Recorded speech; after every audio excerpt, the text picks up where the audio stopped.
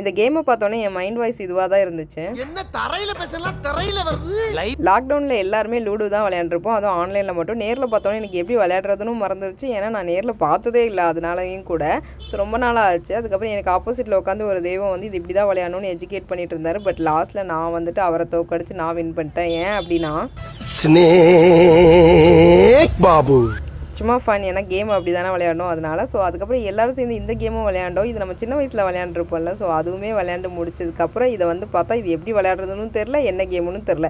So குட்டி பையனும் நாங்கள் விளையாடுறத பார்த்து கேரம் மட்டும் விளையாண்டுட்டு இருந்தான் அவனோட ரூல்ஸ் படி. ஸோ அதை முடிச்சுட்டு அதுக்கப்புறம் வந்து நாங்கள் எல்லோரும் இன்னொரு விளையாட்டு விளையாண்டோம். அது விளையாடும் போது அவனுக்கு என்ன தோணுச்சுனே தெரில, இந்த பால் கொஞ்சம் ஹார்டாக தான் இருக்கும். ஸோ அதை பார்த்துட்டு அவன் வந்து என்ன சொன்னான்னா, நீங்கள் இந்த பாலால் விளையாடாதீங்க, இது வந்து உங்களுக்கு வேண்டாம், கால் வலிக்கும் அப்படி சொல்லிகிட்டே இருந்தான். அட்லீஸ்ட் ஒரு 30 டைம்ஸாவது சொல்லியிருப்பான். அவன் போனதுக்கப்புறம் நாங்கள் ஹைட் பண்ணி தான் விளையாண்டோம். ஸோ அந்த க்யூட் வீடியோ நீங்களும் பாருங்கள்.